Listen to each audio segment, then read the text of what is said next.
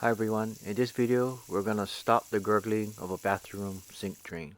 The gurgling is caused by air passing by a partially clogged drain. First remove the drain plug or stop,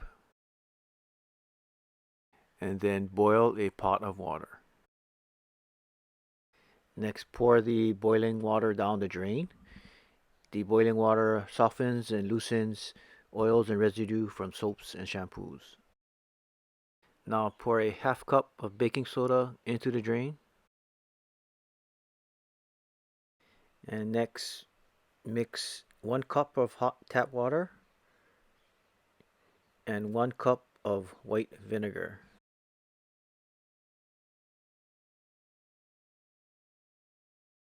Pour the mixture down the drain. The foaming action will loosen and dissolve the gunk in the drain line.